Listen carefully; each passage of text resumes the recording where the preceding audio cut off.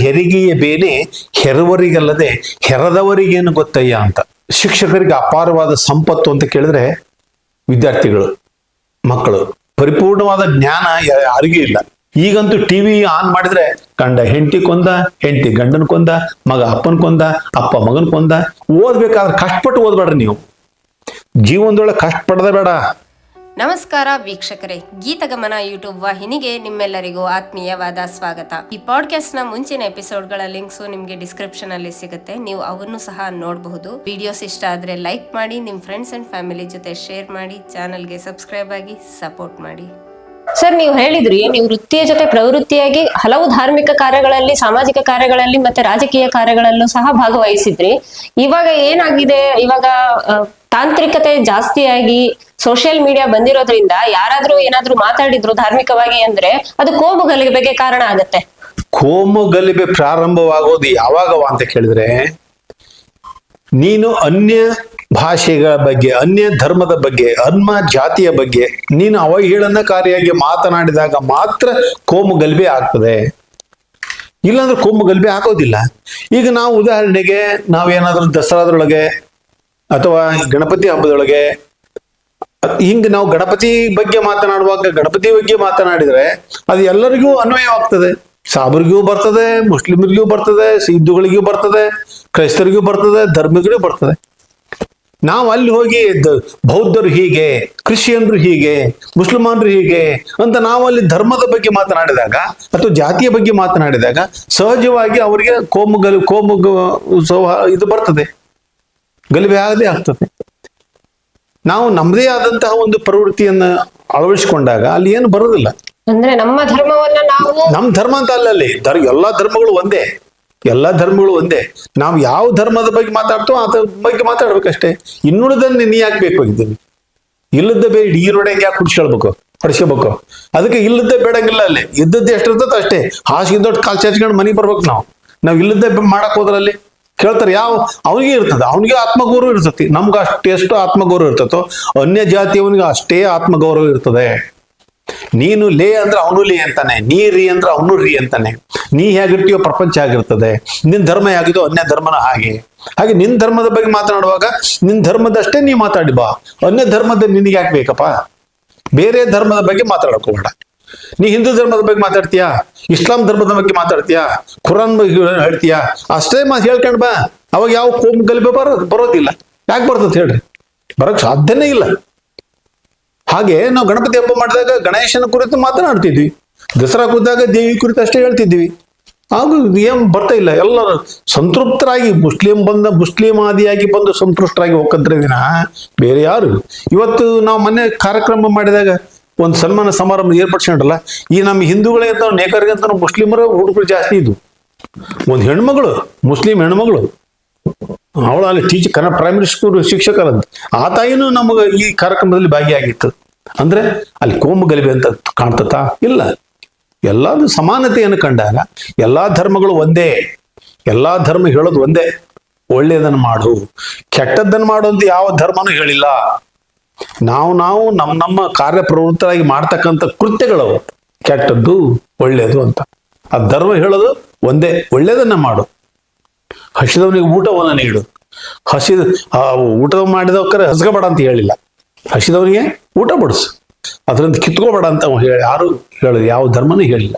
ಹೀಗಾಗಿ ಉತ್ತಮವಾದಂತಹ ಇದಿದ್ದಾಗ ಯಾವುದೇ ಉದಾಹರಣೆ ಕೊಡ್ಬೋದು. ಬಟ್ ಅದೇನಾಗತ್ತೆ, ಮತ್ತೆ ನಾನು ಇಲ್ಲಿ ಕವಲುದಾರಿಗೆ ಹೋದಾಗತ್ತೆ ಉದಾಹರಣೆಗಳು ಕೊಟ್ಟರೆ, ಯಾವ್ದಾರು ಒಬ್ಬ ಜಗದ್ಗುರುಗಳ ಉದಾಹರಣೆನ, ಒಬ್ಬ ರಾಜಕೀಯ ವ್ಯಕ್ತಿಗಳ ಉದಾಹರಣೆನ ನಾ ಈಗ ಕೊಟ್ಟೆ ಅಂದ್ರೆ ಮತ್ತೆ ನಾನೇ ಕವಲುದಾರಿಯಲ್ಲಿ ನಡ್ಕೊಂಡು ಹೋದಂಗ ಉತ್ತೇಜನ ನೀಡಿದಾಗ ಅದಕ್ಕೆ ಆ ಉತ್ತೇಜನ ಅಥವಾ ಕವಲುದಾರಿಗಳಿಗೆ ಹೋಗೋದೇ ಬೇಡ. ನಮ್ ದಾರಿ ಒಳಗೆ ನಾವೇ ಹೋಗೋಣ, ನಮ್ ದಾರಿ ಒಳಗೆ ನಾವೇ ಇರೋಣ. ನಮ್ ಗಂಗಾಳದ ನಾವು ಉಂಡ್ರೆ ನಮ್ಮ ಹೊಟ್ಟೆ ಸಮೃದ್ಧವಾಗಿ ಆಗ್ತತಿ. ಬೇರೆ ಗಂಗಾಳದೊಳಗಿದ್ರೆ ಅದು ಉಣ್ಣಕ್ ಆಗೋದಿಲ್ಲ, ಸಮೃದ್ಧಿ ಪಡ್ಕೊಳಕ್ ಆಗೋದೇನೇ ಇಲ್ಲ. ಅವಾಗ ಕೋಮು ಗಲಭೆನೂ ಆಗೋದಿಲ್ಲ. ಸರ್, ನೀವು ಈಗ ಹೇಳಿದ್ರಿ 1982ರಲ್ಲಿ ಸೇರಿ ಸತತವಾಗಿ 31 ವರ್ಷಗಳ ಕಾಲ ಸೇವೆ ಸಲ್ಲಿಸಿದ್ದೀರಾ. ಅವಾಗ ನಿಮ್ಮ ಸಾವಿರಾರು ವಿದ್ಯಾರ್ಥಿಗಳಿಗೆ ನೀವು ವಿದ್ಯಾದಾನ ಮಾಡಿದ್ದೀರಾ. ನೀವ್ ಹೇಳಿದ್ರೆ ಮೊನ್ನೆನೂ ಸಹ ಅವರು ನಮ್ಮ ಒಂದು ಗುರುವಂದನ ಕಾರ್ಯಕ್ರಮ ಮಾಡಿದ್ರು ಅಂತ ಹೇಳಿ, ಅದ್ರ ಬಗ್ಗೆ ಹೇಳಿ ಸರ್. ನಿಮ್ಗೆ ಎಷ್ಟು ಖುಷಿ ಆಗುತ್ತೆ ಅವ್ರು ಬಂದು ನಿಮ್ಮನ್ನ ಸ್ಮರಿಸೋದ್ರಿಂದ? ಆತ್ಮ ಸಂತುಷ್ಟಿ ಅಂದ್ರೆ ಅಷ್ಟು ಹೇಳಕ್ ಆಗೋದಿಲ್ಲ. ಅನುಭವಿಸೋನಿಗೆ ಗೊತ್ತು. ಸುಖ, ನೆಮ್ಮದಿ, ಸಂತೋಷ ಅನ್ನೋದನ್ನ ಅನುಭವಿಸೋರಿಗೆ ಅಷ್ಟೇ ಗೊತ್ತಾಗುತ್ತೆ. ಕಷ್ಟ ಅದು ಅನುಭವಿಸೋರಿಗೆ ಅಷ್ಟೇ ಗೊತ್ತು. ಅದಕ್ಕೆ ಹೇಳ್ತಾರೆ, ಹೆರಿಗೆಯ ಬೇನೆ ಹೆರುವರಿಗಲ್ಲದೆ ಹೆರದವರಿಗೇನು ಗೊತ್ತಯ್ಯ ಅಂತ. ಹೌದು. ಅದಕ್ಕೆ ಅಂಬೇಡ್ಕರ್ ಹೇಳಿದ್ದು, ನಾ ಹೇಳಿದ್ದ ಅಲ್ಲಿ ಮಾತು. ಹೆರಿಗೆಯ ಬೇನೆ ಹೆರುವವರಿಗಲ್ಲದೆ ಹೆರದವರಿಗೇನು ಗೊತ್ತಯ್ಯ. ಆ ತಾಯಿಗೆ ಆ ನೋವು ಏನಾಗತ್ತೆ ಅಂತ ಆ ತಾಯಿ ಗೊತ್ತನ, ನನ್ ಕೇಳಿದ್ರೆ ನನ್ಗೇನ್ ಗೊತ್ತಾಗತಿ? ಗೊತ್ತಾಗೋದಿಲ್ಲ. ಹಾಗೆ ಆತ್ಮ ಸಂತೋಷ, ಆತ್ಮ ಸಂತೃಪ್ತಿ ಅಂತಕ್ಕಂಥದ್ದು ನಾವು ಅನುಭವಿಸ್ತವಲ್ಲ, ಅದು ನಮಗೆ ಗೊತ್ತಾಗಿದ್ದು. ನಿಜವಾಗಿಯೂ ಈ ಮಕ್ಕಳಲ್ಲಿ ಇಂಥ ಒಂದು ಉತ್ಸಾಹತೆ ಇದೆ ಅಂದ್ರೆ ಅದನ್ನ ಕ್ರೋಢೀಕರಿಸುವಂತಹ ಶಕ್ತಿ ನಮ್ಮಲ್ಲಿಲ್ಲ. ಮಕ್ಕಳಲ್ಲಿ ಬೇಕಾದಷ್ಟು ಐತಿ. ಅದನ್ನ ಸರಿಯಾದ ದಾರಿಗೆ ತೆಗೆದುಕೊಂಡು ಹೋಗತಕ್ಕಂಥ ಒಂದು ಮಾರ್ಗದರ್ಶನ ಮಕ್ಕಳಿಗೆ ಬೇಕಾಗಿತ್ತು. ಈಗ ಯಾಕೆ ಈ ಒಂದು ಶಿಕ್ಷಣ ನೀತಿ ಆಗ್ಲಿ, ಸಮಾಜದ ಒಂದು ಸ್ವಾಸ್ಥ್ಯತೆ ಆಗ್ಲಿ ಯಾಕೆ ಹದಗೆಡ್ತೈತಿ ಅಂತಂದ್ರೆ ಮಾರ್ಗದರ್ಶಕರು ಇಲ್ಲೀಗ. ಯಾರ ಮಾತು ಯಾರು ಕೇಳೋದಿಲ್ಲ. ಮಾರ್ಗದರ್ಶಕರು ಇಲ್ಲೇ ಇಲ್ಲದ ದೃಷ್ಟಿಯಿಂದ ರಾಜಕೀಯವಾಗಿ ಹೇಳ್ರಿ ಒಂದ್ಕೊಂದು ಹೊಡೆದಾಡ್ತ ನೋಡ್ರಿ. ನಮಗೆ ಶಿಕ್ಷಕರಿಗೆ ಅಪಾರವಾದ ಸಂಪತ್ತು ಅಂತ ಕೇಳಿದ್ರೆ ವಿದ್ಯಾರ್ಥಿಗಳು, ಮಕ್ಕಳು. ಯಾವಾಗ ಆ ಮಗು ತನ್ನಿಂದ ಕಲಿತು ಒಂದು ಉನ್ನತ ಮಟ್ಟಕ್ಕೆ ಅವನು ರಾಜಕೀಯವಾಗಿ ಆಗ್ಲಿ, ಸಾಮಾಜಿಕವಾಗಿ ಆಗ್ಲಿ, ಆರ್ಥಿಕವಾಗಿ ಆಗ್ಲಿ ಅವನು ಉನ್ನತ ಮಟ್ಟಕ್ಕೆ ಹೋಗಿದ್ದ ಅಂತ ಕೇಳಿದ್ರೆ ಅವನಿಗೆ ಆಗುವಷ್ಟು ಸಂತೋಷ ಮತ್ತೆ ಯಾರಿಗೂ ಆಗೋದಿಲ್ಲ. ಹೆತ್ತ ತಂದೆ ತಾಯಿಗೂ ಆಗೋದಿಲ್ಲಂತೆ.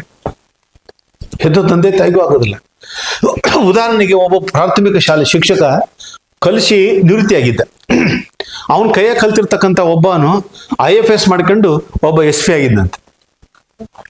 ಇವನು ಒಂದು ಊರಿಗೆ ಹೋಗ್ಬೇಕಾಗಿ, ಒಂದು ಊರಿಂದ ಮತ್ತೊಂದು ಊರಿಗೆ ಹೋಗ್ಬೇಕಾಗಿತ್ತು. ತನ್ನ ಮಗ ಅಲ್ಲೆಲ್ಲೋ ಇದ್ದ, ಕನ್ನಡ ಶಾಲೆ ಮಾಸ್ತರ್. ಇವನು ಒಂದು ಊರೊಳಗೆ ಇದ್ದ. ಆ ಊರಿಗೆ ಹೋಗ್ಬೇಕಾಗಿತ್ತು. ಯಾವಾಗ ಇವನು ಪ್ರೈಮರಿ ಸ್ಕೂಲ್ ಟೀಚರ್ ಅಷ್ಟು ಇದಿಲ್ಲ. ಅವಾಗ ಒಂದು ಇದಿತ್ತು, ಒಂದು ಜಿಲ್ಲೆಯಿಂದ ಮತ್ತೊಂದು ಜಿಲ್ಲೆಗೆ ಅಕ್ಕಿಗಳನ್ನ ತೆಗೆದುಕೊಂಡು ಹೋಗಂಗೆಲ್ಲ ಕಂಟ್ರೋಲ್. ಇವನು ತನ್ನ ಮಗನಿಗೆ ಒಂದಿಷ್ಟು ಅಕ್ಕಿ ಒಯ್ಬೇಕಾಗಿತ್ತು. ಏನ್ ಮಾಡ್ಬೇಕಾತು? ದೊಡ್ಡ ಸಮಸ್ಯೆ ಬಂತು.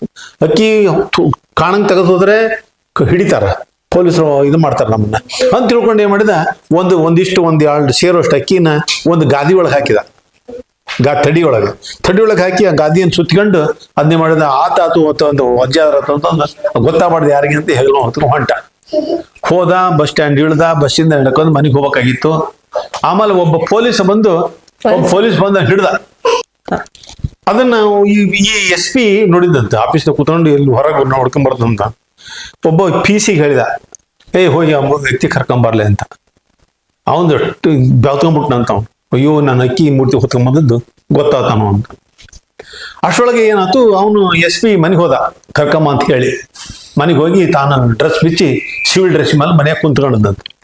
ಇವನೇ ಮಾಡಿದ, PC ಮಾಡಿದ, ಆ ಪ್ರೈಮರಿ ಸ್ಕೂಲ್ ಶಿಕ್ಷಕರನ್ನ, ವಯಸ್ಸಾಗಿತ್ತಲ್ಲ ಅಜ್ಜ ಕರ್ಕೊಂಡು ತಾನು ಜೀಪ್ನಾಗ ಕೂರಿಸ್ಕೊಂಡು ಸಾಹೇಬ್ರ ಮನೆಗೆ ಹೋದ. ಅಯ್ಯೋ ನನ್ನ ಕತ್ತಿನ ಮುಗೀತು, ನಾನು ಇನ್ನೇನು ಜೈಲಿಗೆ ಹಾಕ್ತಾರಂತ ಹೆದರಿಕೆ ಬಿಟ್ರು. ಯಾರು? ಈ ಪ್ರಾಥಮಿಕ ಶಾಲೆಯನ್ನ ಶಿಕ್ಷೆಗೆ ನಿವೃತ್ತಿ ಆಗಿರ್ತಕ್ಕಂಥ ಮುದುಕ ಹೆದರ್ಕೊಂಡ್ಬಿಟ್ಟು ಅಕ್ಕಿ ತಗೊಂಡು ಹೋದನು. ನನ್ನ ಸಾಹೇಬ್ರು ಇನ್ನು ಜೈಲಿಗೆ ಹಾಕಿ ಕೊಡ್ತಾರೆ ಅಂತ. ಆವಾಗ ಅವನು ಸಾಹೇಬ ಎದ್ದು, ಅಯ್ಯೋ ಹಿಡ್ಕನ ಕೊಡ್ತಾನೆ, ನನ್ನ ಹಿಡ್ಕೊಂಡ್ಬಿಡ್ತಾರೆ, ಏನ್ ಮಾಡ್ಲಪ್ಪ, ಶಿವ ಗೊತ್ತಾಗ್ಬಿಡ್ತಲ್ಲಪ್ಪ ಇದು ನಾನು ಅಕ್ಕಿ. ಇಲ್ಲ ಸಾಹೇಬ್ರೆ, ಇದೊಂದ್ಸರಿ ತಪ್ಪಾತು ಅಂತಂದು ಇವನು ಕೈ ಮುಗಿದ.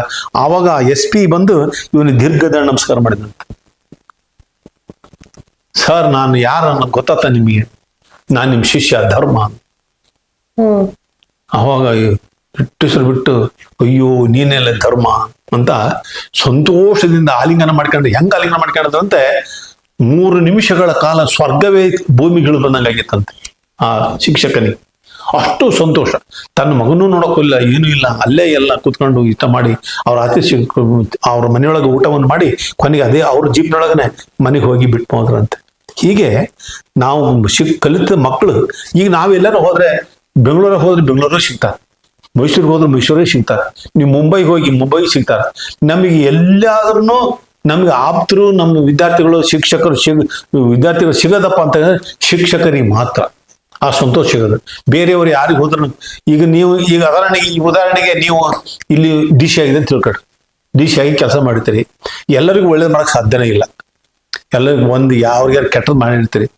ಎಲ್ಲರೂ ಸಿಕ್ಕರೆ ಅವನೇನು ಮಾತಾಡ್ಸ್ತೀವಿ, ಅವನ್ನ ನಾವು ಇದ್ದಾಗ ಹಿಂಗೆ ಮಾಡಿದ್ದ ಅವನು, ತಾನ ಹೋಗೋಣ ಅಂತ ಅತ್ಲವಕರವಿನ ಅವನು ಯಾರು ಬಂದು, ನಮಸ್ಕಾರ ಸರ್, ನೀವು ಇದ್ದಾಗ ನಾನು ಹಿಂಗಿದ್ದೆ, ನಿಮ್ಮ ಕೈಗಳು ಕೆಲಸ ಮಾಡ್ತಿದ್ದೆ ಅಂತ ಬಂದು ಆತ್ಮೀಯವಾಗಿ ಅವ್ರನ್ನ ಬರಮಾಡ್ಕೊಂಡು ಅಥವಾ ಅವ್ರನ್ನ ಮನೆ ಕರ್ಕೊಂಡು ಹೋಗಿ ಊಟ ಹಾಕ್ತಕ್ಕಂಥ ನೌಕರರನ್ನು ನಾವು ಕಾಣೋದಿಲ್ಲ, ಯಾರು ಕಾಣೋದಿಲ್ಲ. ಆದರೆ ನಮ್ಮ ವೃತ್ತಿಯೊಳಗೆ ಯಾವುದೇ ವಿದ್ಯಾರ್ಥಿ ಇರಲಿ, ಕೊನೆಗೆ ಮನೆ ಕರ್ಕೊಂಡು ಹೋಗ್ಲಿದ್ರು ಹೋಟ್ಲಿಗೆ ಕರ್ಕೊಂಡು ಹೋಗಿ ಒಂದು ಕಪ್ ಟೀನರ ಕುಡಿಸ್ತಾರೆ ವಿನಃ ಹಾಗೆ ಯಾರೂ ನಮ್ಮನ್ನು ಬಿಡೋದಿಲ್ಲ.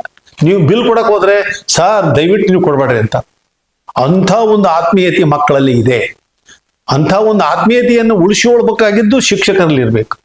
ನಾವು ಮಾಡಬಾರ್ದನ್ನು ಮಾಡಿದ್ರೆ ಆ ಮಕ್ಕಳು ನಮ್ಮನ್ನು ಮಾತಾಡ್ಸೋದಿಲ್ಲ. ನೀವು ಅವ್ರನ್ನ ಯೋಗ್ಯ ರೀತಿಯೊಳಗೆ ನೀವು ಕಲಿಕೆಯಲ್ಲಿ ಆಗಲಿ ಅಥವಾ ಅವ್ರನ್ನ ಸಾಮಾಜಿಕವಾಗಿ ಆಗಲಿ ನೀವು ಸರಿಯಾದ ರೀತಿಯೊಳಗೆ ಅವ್ರ ಬೋಧನೆ ಮಾಡಿ ಕಂಡಿದ್ರೆ ಮಾತ್ರ ಆ ಮಗು ನಮ್ಮನ್ನ ಆಧರಿಸ್ತದೆ, ಇಲ್ಲಂದ್ರೆ ಆಧರಿಸಕ್ ಸಾಧ್ಯನೇ ಇಲ್ಲ.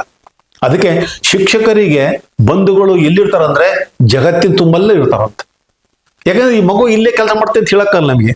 ಈ ಮೊನ್ನೆ ಮುಂಬೈದಿಂದ ಬಂದ ಒಂದು ಯಾರು ಹುಡುಗ, ಯಾರು ಹೆಗ್ರಾಳ್ ಅಂತ ಮುಂಬೈದೊಳಗದಾನಂತ, ಖರ್ಬಸಪ್ಪ ಅಂತ ಅವನು ಎಲ್ಲೋ ನಾನು ಮೈಸೂರಾಗದ್ದ ಎಲ್ಲೆಲ್ಲೋ ಇದ್ರು ಅವ್ರು. ಅಲ್ಲಿಂದ ಬಂದು ಮಕ್ಕಳು ಹಿಂಗ್ ಮಾಡ್ತಾವಂತಂದ್ರೆ ನಿಜಕ್ಕೂ ನಮ್ಗೆ ಹೆಮ್ಮೆ, ಪ್ರೌಡ್ ಆಫ್ ದೆಮ್. ಅವ್ರ ಬಗ್ಗೆ ನಮಗೆ ಬಹಳ ಹೆಮ್ಮೆ ಅನಿಸ್ತದೆ.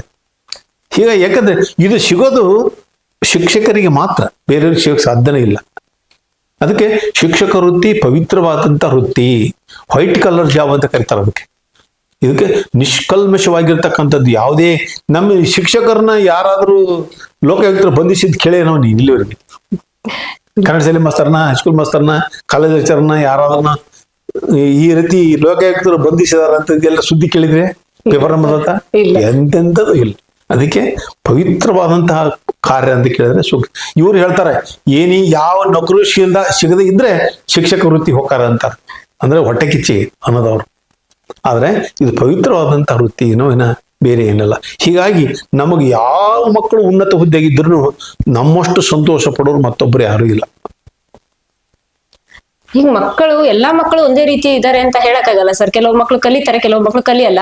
ನಿಮಗೆ ಉನ್ನತ ಹುದ್ದೆ ಇದ್ರಷ್ಟೇ ಸಂತೃಪ್ತಿ ಆತರ ಏನಾದ್ರು ಇಲ್ಲ ಅಲ್ಲ ಸರ್? ಇಲ್ಲ, ಅದಕ್ಕೆ ಹಂಗೇನಿಲ್ಲ. ಕಲೀಲಿಕ್ಕೆ ಇಲ್ಲ, ಅವರವ್ರು ಇರೋದು ಹಣೆ ಬರ. ಕಲಿಕೆ ಎನ್ನುವುದು ನಾವು ಮಾಡ್ಕೊಳ್ತಕ್ಕಂಥದ್ದಲ್ಲ. ಜ್ಞಾನ ಅನ್ನೋದು ನಾವು ಸಂಪಾದಿಸ್ಕೊಳ್ಬೇಕು. ಓದು ಅನ್ನೋದನ್ನ, ಯಾಕಂದ್ರೆ ಈ ಪರಿಪೂರ್ಣವಾದ ಜ್ಞಾನ ಯಾರಿಗೂ ಇಲ್ಲ, ಯಾರಿಗೂ ಇಲ್ಲ ಪರಿಪೂರ್ಣವಾದ ಜ್ಞಾನ.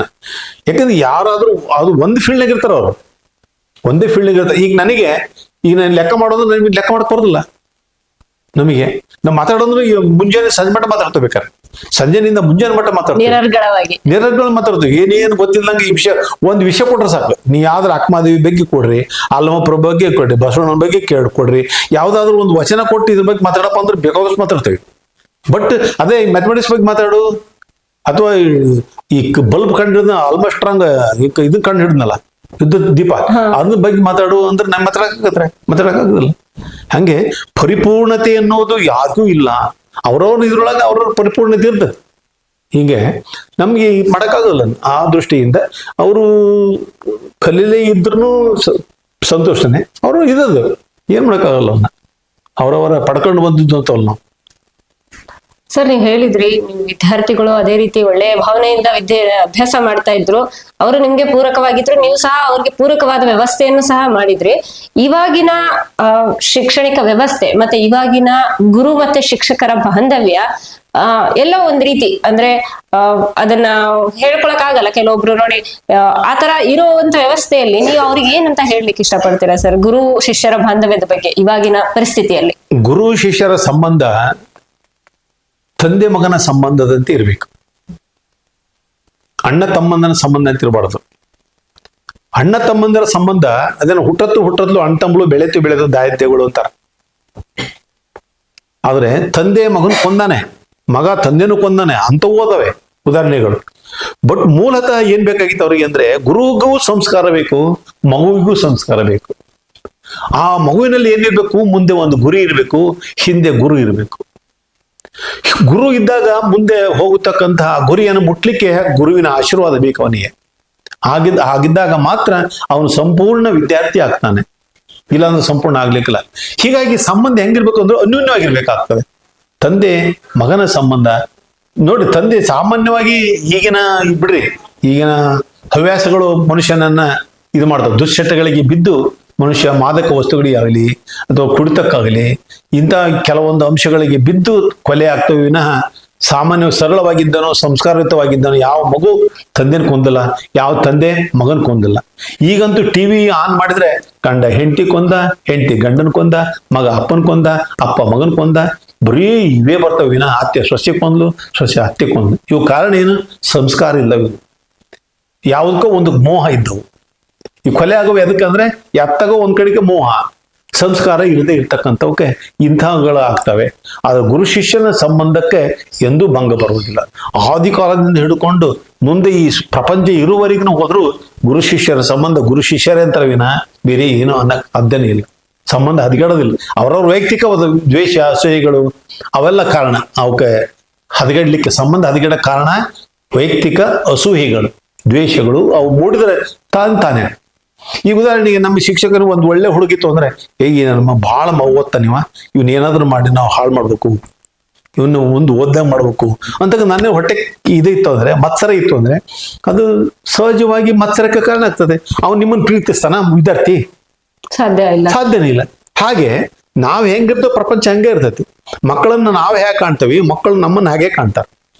ನಿನಗೆ ಮಗುವನ್ನ ಗುರುವಾಗಿದ್ದು ಮಗುವಾಗಿ ಕಾಣಿದ್ರೆ ಹಾಗೆ. ಈ ಉದಾಹರಣೆಗೆ ಅಶ್ವತ್ಥಾಮ ದ್ರೋಣಾಚಾರ್ಯರ ಮಗ, ಅರ್ಜುನ ಶಿಷ್ಯ. ಮಗನಿಗಿಂತನೂ ಶಿಷ್ಯನನ್ನ ಅವನು ಅತಿಯಾಗಿ ಪ್ರೀತಿ ಮಾಡಿದ. ಯಾಕೆ? ಅವನಲ್ಲಿರ್ತಕ್ಕಂಥ ಭಕ್ತಿ ಮತ್ತು ಶಕ್ತಿ. ಉದಾಹರಣೆಗೆ ಒಂದು ಗಿಡದೊಳಗೆ ಒಂದು ಪಕ್ಷಿ ಕಟ್ಟಿ ನೀನು ಅದಕ್ಕೆ ಕಣ್ಣಿಗೆ ಗುರಿ ಇಡಬೇಕು ಅಂತ ಕೇಳಿದ್ರೆ ಮೊಟ್ಟ ಮಧ್ಯದಾಗ ಅಶ್ವತ್ಥಾಮ ಕೊಟ್ಟರು ದ್ರೋಣಾಚಾರ್ಯರು. ಅಶ್ವತ್ಥಾಮ ನಿನಗೆ ಏನ್ ಕಾಣ್ತತಿ ಅಂತ ಕೇಳಿದ್ರು.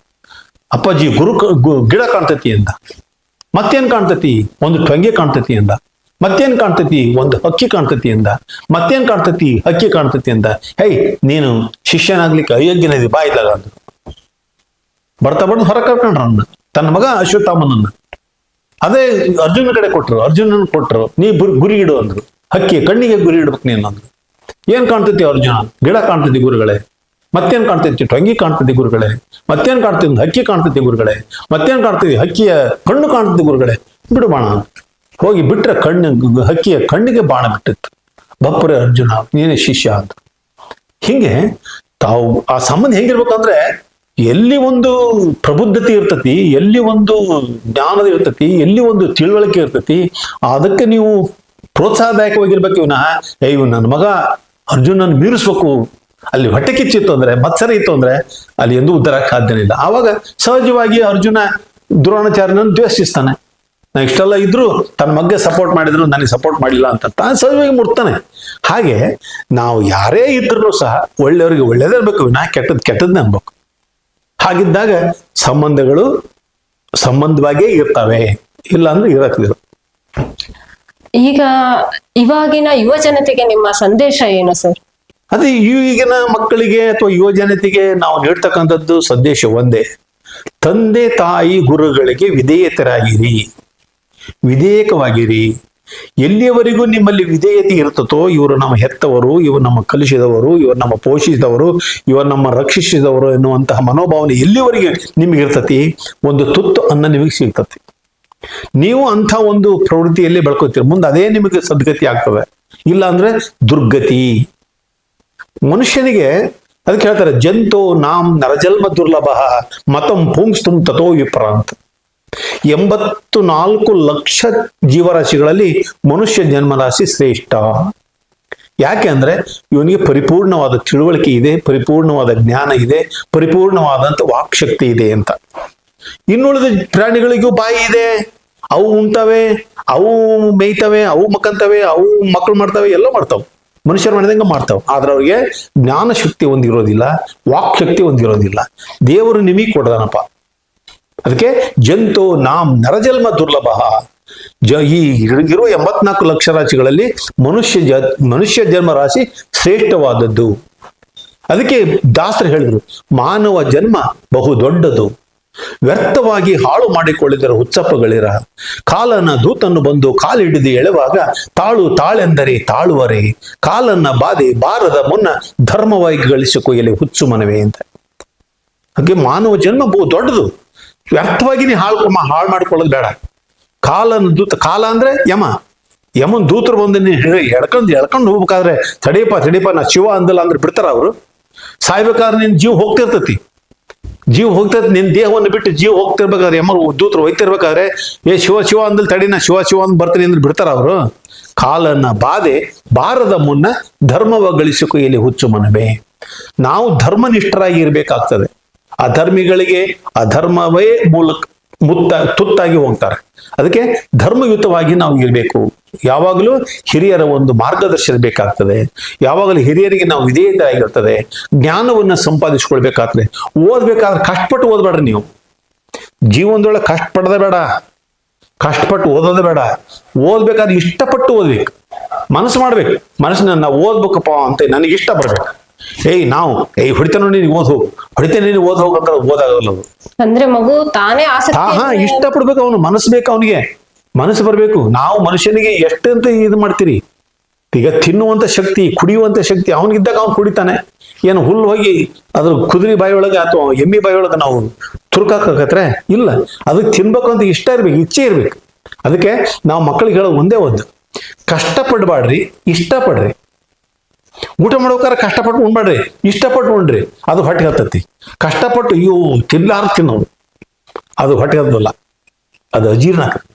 ಜೀರ್ಣ ಆಗ್ಬೇಕಾದ್ರೆ ನೀವು ಮಾಡಿದ ವಸ್ತುವಿನಲ್ಲಿ, ನೀವು ಕುಡಿಯುವ ವಸ್ತುವಿನಲ್ಲಿ, ನೀವು ಊಟ ಮಾಡುವ ವಸ್ತುವಿನಲ್ಲಿ, ನೀವು ಓದುವ ಕ್ರಿಯೆಯಲ್ಲಿ, ನೀವು ಮಾಡುವ ಕ್ರಿಯೆಯಲ್ಲಿ ಇಚ್ಛೆ ಇರ್ಬೇಕು, ನೀವು ಮನಸ್ಸಿರ್ಬೇಕು. ಮನಸ್ಸಿದ್ರೆ ಅದು ಮನಸ್ಸಿಗೆ ಪೂರ್ಣ ಹತ್ತತಿ, ತೆಲಿಗೆ ಹತ್ತತಿ. ಅವಾಗ ನೀವು ಓದಿದ್ದು ಸಾರ್ಥಕ, ಬರ್ದದ್ದು ಸಾರ್ಥಕ. ಇವು ನಾವು ಓದ್ತಂತೀವಿ. ನಮ್ಮ ಉದಾಹರಣೆ ನನ್ನ ಮೊಮ್ಮಗಳಿಗೆ ನಾವು ಒಂದ್ಸತಿ ಓದ್ ನಡಿ ಕಿಂಕರ ಮಾಡ್ಕೊಂಡು ಹೋಗ್ತೀವಿ. ಅದು ನಮಗೂ ಒಂಥರ ಅನಿಸುತ್ತೆ. ಅದು ಹತ್ತದಲ್ಲಿ ತೆಲಿಗೆ. ಅದು ಕಾಟಾಚಾರಕ್ಕೊಂದರ್ಧ ಓದೋದು, ಕಾಟಾಚಾರಕ್ಕೊಂದರ್ಧ ಉಣ್ಣೋದು, ಕಾಟಾಚಾರಕ್ಕೊಂದರ್ಧ ಬರೋದು, ಕಾಟಾಚಾರಕ್ಕೊಂದರ್ಧ ಮಾಡೋದು, ಇವೆಲ್ಲವೂ ಕಾಟಾಚಾರ ಬೂಟಾಟಿಕೆಯಿಂದ ಕೂಡಿರ್ತವೆ ವಿನಃ ಯಾವ ಸಿದ್ಧಿಯನ್ನ, ಸಾಧನೆಯನ್ನ, ಯಶಸ್ಸನ್ನ ಪಡ್ಕೊಳಕ ಸಾಧ್ಯ ಆಗೋದಿಲ್ಲ.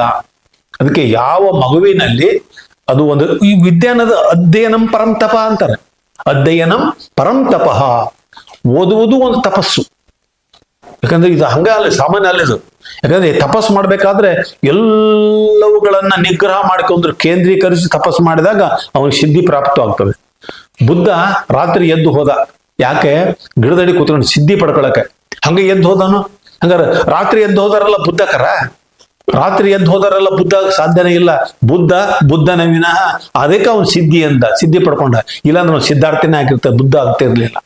ಹಿಂಗಾಗಿ ಶಾಂತಿ ಅಂತಕ್ಕಂಥದ್ದು ಪಡ್ಕೊಳ್ಬೇಕಾದ್ರೆ ಮೂಲತಃ ನಮ್ಮಲ್ಲಿ ಇಚ್ಛಾಶಕ್ತಿ ಬೇಕು. ನಾನು ಮಾಡಬೇಕು, ನಾವು ಉಣ್ಬೇಕು, ನಾವು ಓದ್ಬೇಕು, ಬರಿಬೇಕು, ನಾ ಹಿರಿಯರಿಗೆ ಮಾತನ್ನು ಕೇಳಬೇಕು ಅಂತ ಯಾವ ಮಗು ಆ ರೀತಿಯಾಗಿ ಇರ್ತತಿ, ಅವನು ಸಹಜವಾಗಿ ಸಮೃದ್ಧಿಯನ್ನ, ಯಶಸ್ಸನ್ನ ಜೀವನದೊಳಗೆ ಪಡ್ಕೊಳ್ತಾನೆ. ಇಲ್ಲ ಅಂದ್ರೆ ಇದೇ ಈ ಮನುಷ್ಯನಿಗೆ ಹಾಳಾಗಿ ಹತ್ತಿ ಬಿತ್ತಿ ಹೋಗ್ತಾವ ಮಕ್ಕಳು. ಅದಕ್ಕೆ ನಾವು ಈ ಯುವಶಕ್ತಿಗೆ ನಾವು ಹೇಳೋದು ಒಂದೇ, ತಂದೆ ತಾಯಿ ಗುರುಗಳಿಗೆ ಆಧೀನರಾಗಿರಿ. ಆಧೀನರಂದ್ರೆ ಅವ್ರು ಹಿಂದೋಗಿ ಬೈಕೊಂಡ್ರಿ ಅಂತಲ್ಲ, ಹೇಳಿದ ಹಾಗೆ ಕೇಳ್ರಿ. ಈಗ ನೋಡಿ ಹೆಚ್ಚಿಗೆ ನೀವು ಹೇಳಿದ ಆಗಲಿ ಕೇಳಿದ್ರೆ ಇಂಗ್ಲಿಷ್ ಕಲ್ತವ್ರೆ ಹಿಂಗದಾರ್ರಿ ಸರ್, ಕನ್ನಡ ಕಲ್ತವ್ರೆ ಹೆಂಗಿಲ್ಲ ಅಂತ. ಈ ಇಂಗ್ಲಿಷ್ ಕಲ್ತವ್ರ ತಂದೆ ತಾಯಿಗಳು ಅವ್ರು ಎಲ್ಲಿಟ್ರ ಗೊತ್ತಾ? ಮಕ್ಕಳು ಹೋಗಿ ಆಶ್ರಮದಾಗ ಇಟ್ಟಾರ, ವೃದ್ಧಾಶ್ರಮದಲ್ಲಿ. ಹೌದಾ? ಅದಕ್ಕೆ ಮಕ್ಕಳು ಆ ರೀತಿ ವಿಧೇಯತೆಯಿಂದ ಇರಬೇಕು. ಅವ್ರಿಗೆ ಇಚ್ಛಾಶಕ್ತಿ ಇರಬೇಕು. ಅವ್ರಿಗೆ ಒಂದೊಮ್ಮೆ ತಪಸ್ಸಿದ್ದಂಗ ಅದು. ಅಧ್ಯಯನಂ ಪರಂ ತಪಃ. ಅಧ್ಯಯನಂ ಪರಂ ತಪಃ. ಅಧ್ಯಯನ ಮಾಡೋದು ಒಂದು ಪವಿತ್ರವಾದ ತಪಸ್ಸೇ ಇರ್ಬೇಕದು. ಹಾಗೆ ಎಲ್ಲ ಕೇಂದ್ರೀಕರಿಸಿಕೊಂಡು ನೋಡ್ರಿ, ಕಷ್ಟಪಟ್ಟು 2-3 ವರ್ಷ ನೀವು ಓದ್ಬಿಟ್ರೆ ಇಡೀ ಜೀವನ ಉದ್ದಕ್ಕೂ ಸುಖವಾಗಿ ಮೆರಿಬಹುದು ನೀವು. ಈಗ ನಾವು ಸುಖವಾಗಿದ್ರೆ ಮುಂದೆ ಕಷ್ಟಪಡ್ಬೇಕಾಗ್ತದೆ. ಅದಕ್ಕೆ ನೋಡಿ, PUC ಐತಲ್ಲ, PUC ಪವಿತ್ರವಾಗಿ, SSLC PUC ಪವಿತ್ರವಾದ ಘಟ್ಟ, ಮಾತ್ರವಾದಂತ ಘಟ್ಟ ಮಕ್ಕಳಿಗೆ, ಈ ಯುವಜನತೆಗೆ. ಇದು ನೀವು PUC ಸರಿಯಾಗಿ ನೀವು ಮಾಡ್ಕೊಂಡ್ಬಿಟ್ರೆ ನೀವು ಮುಂದೆ ಇಂಜಿನಿಯರ್ ಹಾಕಿರೋ, ಡಾಕ್ಟರ್ ಹಾಕಿರೋ, IPS ಹಾಕಿರೋ, IAS ಹಾಕಿರೋ, KS ಹಾಕಿರೋ, KPS ಹಾಕಿರೋ, ಇದು ಮುಂದೆ ಭವಿಷ್ಯವನ್ನು ನಿರ್ಧರಿಸುವಂತಹ ಪವಿತ್ರವಾದ ಘಟ್ಟವೇ ಅದು. ಈ 2 ವರ್ಷದೊಳಗೆ ನೀ ಮನಸ್ಸನ್ನು ಹರಿಬಿಟ್ಟು ಆ ಕಡೆ ಈ ಕಡೆ ಚಂಚಲ ಆಗಿ ನೀನು ಮನಸ್ಸನ್ನು ಕೆಡಿಸ್ಕೊಂಡ್ಬಿಟ್ರೆ ಮುಂದೆ ನಿನ್ನ ಜೀವನದೊಳಗೆ ಏನೋ ಸಾಧ್ಯ ಮಾಡೋಕ್ಕಾಗಲ್ಲ. ಓದ್ಬೇಕಾದ್ರೂ ಓದ್ಬೇಕು, ಉಣ್ಬೇಕಾದ್ರೂ ಉಣ್ಬೇಕು. ನಾನು ಈ ಪ್ರಥಮ ಪ್ರೈಮರಿ ಸ್ಕೂಲ್ಗೆ ಹೋಗಿ ನಾನು ಫಸ್ಟ್ ಇಯರ್ಗೆ ಓದ್ತೇನೆ ಅಂತಂದ್ರೆ ನಾನು ತಗೊಂತಾರೆ ಅಡ್ಮಿಷನ್. ನನ್ನ ಮನಸ್ಸು ಪರಿಪೂರ್ಣ ಇತ್ತಪ್ಪ, ನಾ ಓದ್ತೇನೆ, ನಾ ಫಸ್ಟ್ ರ್ಯಾಂಕ್ ಬರ್ತೀನಿ ಅಂತ ನಾ ಮನಸ್ಸು ಮಾಡಿದ್ರೆ ಈಗ ನನ್ನ ಪ್ರೈಮರಿ ಸ್ಕೂಲಿಗೆ ತಗೊಂತಾರ? ಇಲ್ಲ. ಹಾಗೆ ಮಾಡೋ ವಯಸ್ಸಿನೊಳಗೆ ಮಾಡಬೇಕು. ಹಾಗೆ ಈ ಯುವಶಕ್ತಿ ದೇಶದ ಸಂಪತ್ತು. ಅದು ಸಂಪತ್ತು ಉಳಿಬೇಕಪ್ಪ ಅಂತಂದ್ರೆ ನೀವು ಅಧೀನರಾಗಿರಿ, ನೀವು ಗುರುಗಳಿಗೆ ಹೇಳ್ರಿ, ಮುಂದೆ ಗುರಿಯನ್ನು ಇಟ್ಕೊಳ್ರಿ, ಆ ಗುರಿಯನ್ನು ಮುಟ್ಲಿಕ್ಕೆ ಪ್ರಯತ್ನ ಮಾಡಿ. ದೊಡ್ಡ ಗುರಿ ಇಟ್ಕೊಳ್ರಿ, ಸಣ್ಣ ಗುರಿ ಇಟ್ಕೋಬೇಡ್ರಿ. ನೀವು ದೊಡ್ಡ ದೊಡ್ಡ IAS IPS ದೊಡ್ಡ ಗುರಿ ಇಟ್ಕೋಬೇಕು. ನಾವು ಮುಖ್ಯಮಂತ್ರಿ ಹಾಕನಿ, ಪ್ರಧಾನಮಂತ್ರಿ ಹಾಕನಿ, ಹಿಂಗೆ ಗುರಿ ಇಟ್ಕೊಳ್ಬೇಕು. ಗುರಿ ಇಟ್ಕೊಂಡ್ರೆ ಅಷ್ಟೇ ಸಾಲದು, ಪ್ರಯತ್ನ ಮಾಡ್ಬೇಕು, ಫಲ ಛಲಬೇಕು. ಅದನ್ನ ನಾನು ಪಡ್ಕೊಳ್ತೀನಿ ಅಂತಕ್ಕಂಥ ಛಲ ಮಕ್ಕಳಲ್ಲಿ ಇದ್ರೆ ಅದು ಪರಿಪೂರ್ಣತೆ ಪಡ್ಕೊಳ್ತದೆ. ಆ ದೃಷ್ಟಿಯಿಂದ ವಿದ್ಯಾರ್ಥಿಗಳಾಗಲಿ ನಿಮಗೆ, ಯಾಕಂದ್ರೆ ಎಲ್ಲಾ ಸಂಪತ್ತಿಗಿಂತನೂ ಅಧಿಕವಾದಂತಹ ಪ್ರಮುಖವಾಗಿರ್ತಕ್ಕಂಥ ಮಹತ್ತರವಾದ ಸಂಪತ್ತು ಯಾವ್ದಂತ ಕೇಳಿದ್ರೆ ಜ್ಞಾನ. ನಹಿ ಜ್ಞಾನೇನ ಸದೃಶಂ ಪವಿತ್ರಮೇಹ ವಿದ್ಯತೆ. ಯಾವುದಾದ್ರೂ ಪಡ್ಕೊಳ್ಬಹುದು ನೀವು, ಈ ಪವಿತ್ರವಾದ ಜ್ಞಾನವನ್ನು ಪಡ್ಕೊಳಕ್ ಸಾಧ್ಯನೇ ಇಲ್ಲ. ಅಂತಹ ಶ್ರೇಷ್ಠವಾದಂತಹದ್ದು ಜ್ಞಾನ. ಅಂತಹ ಒಂದು ಜ್ಞಾನವನ್ನ ನೀವು ಪಡ್ಕೊಳ್ಬೇಕಾದ್ರೆ ನೀವು ಸಂಸ್ಕಾರಯುತವಾದ ವ್ಯಕ್ತಿಗಳಾಗ್ರಿ, ಸಂಸ್ಕಾರಯುತವಾದ ಮಕ್ಕಳಾಗ್ರಿ, ಹಿರಿಯರಿಗೆ ಕೇಳ್ರಿ, ಇಚ್ಛಾಪೂರ್ವಕವಾಗಿ ಶಿಕ್ಷಣವನ್ನು ಪಡ್ಕೊಳ್ರಿ. ಶಕ್ತಿ ನಿಮಗೆ ತಾನಾಗಿ ಬರ್ತದೆ. ಆ ದೃಷ್ಟಿಯೊಳಗೆ ನೀವು ಪರಿಪೂರ್ಣತೆಯನ್ನು ಪಡೆದುಕೊಳ್ಳಕ್ಕೆ ಸಾಧ್ಯತೆ ಆಗ್ತದೆ ಅನ್ನೋದು ನಮ್ಮ ಮೂಲ ಉದ್ದೇಶ. ಮುಖ್ಯವಾಗಿ ನೀವು ನಮ್ಮ ಇಚ್ಛೆ ಅನುಗುಣವಾಗಿ ನಡ್ಕೊಳ್ಬೇಡ್ರಿ, ಸ್ವೇಚ್ಛೆಗೆ ಅನುಗುಣವಾಗಿ ನಡ್ಕೊಳ್ಬೇಡ್ರಿ. ನಿಮ್ಮ ಮಾರ್ಗದರ್ಶಕರು ಏನಿರ್ತಾರೆ ಅದಕ್ಕೆ ಅನುಗುಣವಾಗಿ ನೀವು ನಡ್ಕೊಳ್ರಿ. ಕಷ್ಟಪಡಬೇಡ್ರಿ, ಇಷ್ಟಪಟ್ಟು ನೀವೆಲ್ಲವನ್ನ ಪಡೆದುಕೊಳ್ಳ್ರಿ, ನಿಮ್ಗೆ ಒಳ್ಳೇದಾಗ್ತದೆ ಎನ್ನುವುದೇ ನಮ್ಮ ಶುಭ ಸಂದೇಶ. ಈ ಯೂಟ್ಯೂಬ್ ವಾಹಿನಿ ಸ್ಟಾರ್ಟ್ ಮಾಡಿದ ಮೇಲೆ ಸರ್ಗೆ ನಾನು ಕಾಲ್ ಮಾಡಿ ಕೇಳಿದ್ದೆ, ಸರ್ ನಿಮ್ದೊಂದು ಇಂಟರ್ವ್ಯೂ ಬೇಕು ಅಂತೇಳಿ. ಸರ್ ಸೆಕೆಂಡ್ ಥಾಟ್ ಇಲ್ದೇ ಬಮ್ಮ ಇಂಟರ್ವ್ಯೂ ಕೊಡ್ತೀನಿ ಅಂತ ಹೇಳಿದರು. ಹಾಗೆಯೇ ಅವರು ತಮ್ಮ ಬಾಲ್ಯದಿಂದಲೂ ಅನೇಕ ವಿಷಯಗಳನ್ನ ಮುಕ್ತವಾಗಿ ಹಂಚ್ಕೊಂಡಿದ್ದಾರೆ, ನಮ್ಮ ಸ್ಕೂಲ್ ಬಗ್ಗೆ ಮಾತಾಡಿದ್ದಾರೆ. ಸೊ ಈ ಮೂಲಕ ನಾನು ಸರ್ಗೆ ತುಂಬ ಹೃದಯದ ಧನ್ಯವಾದಗಳನ್ನ ತಿಳಿಸ್ಲಿಕ್ಕೆ ಇಷ್ಟಪಡ್ತೀನಿ. ಹೃದಯ ತುಂಬಿ ಧನ್ಯವಾದಗಳು ಸರ್. ತಮಗೂ ಧನ್ಯವಾದಗಳು.